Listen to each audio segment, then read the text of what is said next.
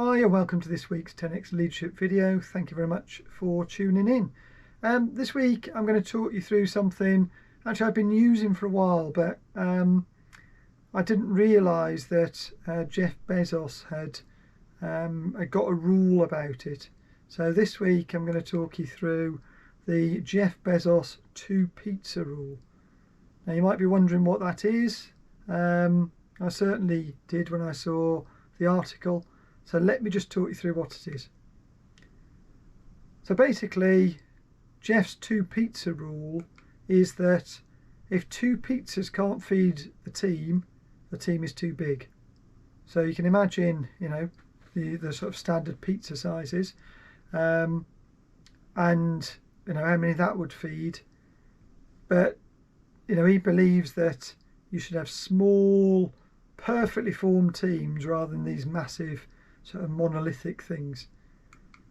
And why is that? Well, because he believes that Amazon's growth and innovation was built on teams of sort of 5 to 10 people. So basically, you know, small enough that two pizzas would feed them. And the reason for that is because small, autonomous, and I'm going to really stress the word autonomous there, teams are much more productive. And that's because they can make faster decisions, they can communicate more easily, and they have higher accountability. And you know, I just want to stress the word autonomous as well. So having small teams in a big bureaucracy isn't going to work. Equally, having, you know, large teams in a bureaucracy isn't going to work. Even a large, or you know, even autonomous teams in a bureaucracy are going to struggle. So small and autonomous, and they can make faster decisions. Well, you know, some of that's obvious, isn't it? If you've got a smaller team and they're autonomous, they're going to be able to make decisions for themselves. There's only a few of them, so they can communicate much more easily. And because they're autonomous, they have higher levels of accountability in their team. In addition, though, smaller teams and smaller autonomous teams ensure that everyone in the team contributes to, you know, the outcome and what that team is trying to achieve. And it also prevents groupthink and overcomplicating things. So, you know, I've worked in all sorts of different size teams and companies, and you know, there's the larger they become, the more they all start to think the same, and the harder it is to have an impact, I suppose. So, you know, if you've got a really good idea in a large company within a large team, it's really difficult to get heard. If you're in a small team that has autonomy, you don't need to worry about everyone else. You can just get on with things. And again, I found that, you know, big teams tend to overcomplicate things. There's usually some people who haven't got enough work to do. They then start thinking, oh, I've got a whizzy idea here. How about we do this? Or let's just sort of layer on layers of bureaucracy or complexity. Just sometimes it's just to show that they're adding some value, but of course the irony of it is they're not adding value at all. They're taking value away, because you know, you end up spending more time on, you know, things that are bureaucracy than actually add value itself. So, you know, having small, empowered, small autonomous teams, that gives them the freedom to innovate and make decisions without needing approval. So for me, this is I've delivered applications, you know, software applications with teams over the years, amongst a load of other things. And we've used, you know, the agile methodology that's been around for absolutely ages. But within that, there's a concept called self-organizing teams. So when I look at this, you know, that's what's in my mind, the self-organizing teams, or autonomous teams, doesn't really matter what you want to call it. But you know, the beauty of them is that because they're self-organizing, and they have the authority to make decisions about what's right for that project and activity, they don't need approval from anyone. And that frees up an awful lot of time. And because they are self-organising or autonomous, they're also fully responsible for the product or project that they're delivering. So that's right from startup and development of the idea all the way through to execution and delivery of a product or service. And imagine the freedom and the excitement, really, for me, in having that freedom to do exactly that. But at the same time, you are then responsible for delivery. There's not going to be a load of people there to come and bail you out, but nor do you need that, because you can just get on as a team and make it happen. And really, that's the sort of entrepreneurial spirit that has made Amazon so successful, but actually makes all teams that operate in this way so successful. It's like acting as a sort of mini startup within the company. In fact, I've heard it described as intrapreneurial. They're not there to, usually not there to try and make money of their own accord and run as a business. But what you do want is that sort of startup mindset and mentality about, well, look, we've got a great idea, how do we get it off the ground? And I've had a number of companies and businesses over the years that when you're in charge of something and you're thinking, you're going through a sort of startup phase, you have to think about all the things that are going to get it off the ground. From financing to marketing to making sure the product actually does what it's supposed to do, and that's having people in your small team that can think like that and really want to make it happen can make a massive difference to the success or failure of that activity. Just before we go on to the next page, I just wanted to point out the bottom right hand corner there, we've got those lovely red arrows overlapping that the word like in the bottom right. And if, like me, you find that slightly irritating, you need to have a look at episode 31. Why perfect is bad for you, for leaders and their teams. I mean, in the grand scheme of things, it doesn't matter that it's not perfect, it overlaps slightly.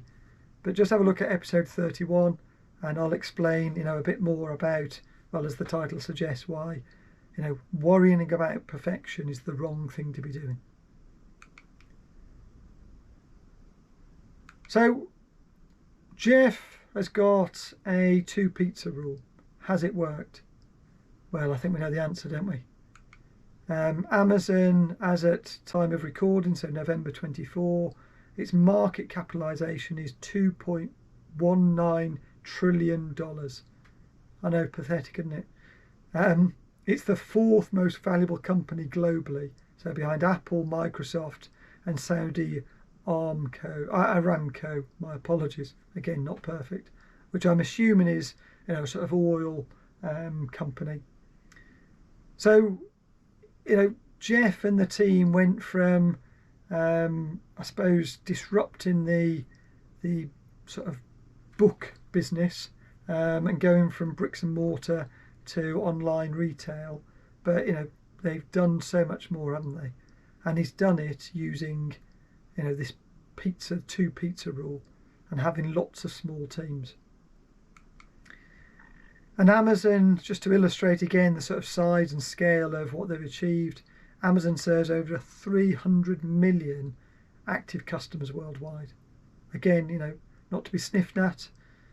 And when we think of Amazon, we often think about the online retailer that does books and virtually everything now, doesn't it?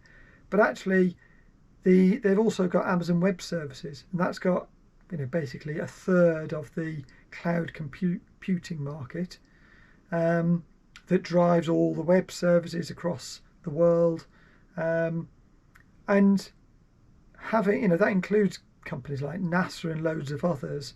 I know lots of government departments also either trust Amazon Web Services or Microsoft primarily. So again, they have done really well in that niche market as well. I understand that Amazon Web Services is their most profitable arm of their business. And Alexa, as part of the research I was doing, it suggests that Alexa was created by one of these small teams. Whether it was exactly a two pizza team or not, it's not clear, but given Jeff really likes these two pizza teams and that's their rule, I believe that that's the case with Alexa, and also with Amazon Prime. They were looking for ways to help retain customers that shopped with them, and a small team came up with the Amazon Prime idea as well. So this has really worked. It's really worked for Amazon. So you might be out there going, well, it might work for a massive company, it's not going to work for me. It's much more likely to work for a small company, you'd have thought, intuitively. But actually what Jeff and the team are showing is that it's definitely working for large companies as well. So it shouldn't matter who you are and what size company you've got, assuming you've got more than about 10 people. Having small autonomous teams makes a massive, massive difference. So what are the key takeaways from this week's video? Really that small teams are more productive, and again, if you've got, we've talked about this, but if you're a smaller team, you've got less bureaucracy, you're more likely to be able to deliver quickly. It improves employee engagement, so it's not just about output, it's also about how people feel about working in the company and in the team. People have deeper connections, and that's not a surprise, is it? When you've got a small team of about 10 people, you're much more likely to be able to really get to know them and really have strong connections than in a team of 100 or 1,000. People feel much more responsible for their outcomes because it's their product, it's their service, it's the thing that they've been working on that they want to see successful. And as a result of all of that, people in those teams are much more highly motivated, and because they're much more highly motivated, they're going to be more productive, etc., etc. And that's again because there's a load of other benefits, but you don't spend as much time on meetings and approvals because the teams are already have the approval to get on, and they don't need loads of meetings to brief the boss and then go and brief the boss's boss and so on, just to check that the project is on track. You let the teams get on, they can just get on with the delivery part then, and there's going to be some conversations about progress, etc., but they're going to be in the minority. So they're going to have more time for delivery, and I suppose critically, if you've got more time generally, you're going to be much more likely to innovate as well, especially if you've got that sort of entrepreneurial startup mentality that we talked about in the previous slide. And all of that is going to be for the good of the team, of the company, the organisation overall. So, keep teams small, keep them focused, make sure they're empowered. And if you do those things, it's going to make a massive difference. I think the other thing is, just as a general rule, keep things simple. The simpler they are, the more people understand them in the teams that you've got, the more they can explain them to others. It doesn't take a lot of work for new members of staff to get up to speed, etc. Customers understand what's going on. Everyone's much better off. And it would be easy to think, wouldn't it, that that's okay for Jeff and his team. I understand he's got his two pizza team rule, but they're a massive organisation, and we're a team of 60 people or something. Well, Amazon started off as a tiny company that disrupted the book market. Doesn't really matter what size team you are, as long as you're more than about 10 people. But just keep your teams small and focused and autonomous, or self-organising, depending on how you want to describe it. Keep it simple, and it'll make a massive difference. If you're a bit worried about it, just try it with one of the teams that you've got or one part of your company or organisation, and you will see what a difference it makes. I've been using self-organising teams for years, and it makes a massive difference. We're just going through a reorganisation in the company I work in at the moment, and I've let the team get on with determining how it's structuring itself. What I will be doing though is, when I go back in at the week on Monday, is having a look at the proposals with them and talking to them about Jeff's 2-pizza team rule, and seeing whether we're keeping them small, focused and empowered. I say if you're worried about trying this, just try it in a small part of your company to begin with. It's worked for Jeff, it's going to work for you. It's worked for me in the past, but it sounds much better, doesn't it, coming from Amazon, who are worth so much as a company. So that's it for this week's video. I hope you liked it. If you did, just do me a favour, it doesn't cost you anything. Please just click on the like, please comment, please subscribe. That'd be fantastic as well. That just means more people get to see these videos, and more people then can become an even greater leader. I've got a new series coming up, so I'm going to be talking about modern leadership. All the other videos we've already done here, 30 odd videos so far, all of those involve modern leadership anyway, but I thought I'd just talk about the sort of definition of modern leadership, so we all know what it looks like, and we all know whether we're doing it or whether we're stuck in the past. And there's about 10 or so sort of criteria or elements that make up a modern leader and modern leadership. And what I'm going to do is go through those over the next few weeks. Some of them we've already covered, but some of them I'll go into a bit more detail. So we talked about self-organising teams in this video, and that's part of the Agile methodology. I'll be talking about Agile and a load of other things as well in future videos. So I look forward to seeing you in the next one, and come and tune in. Thank you very much for watching.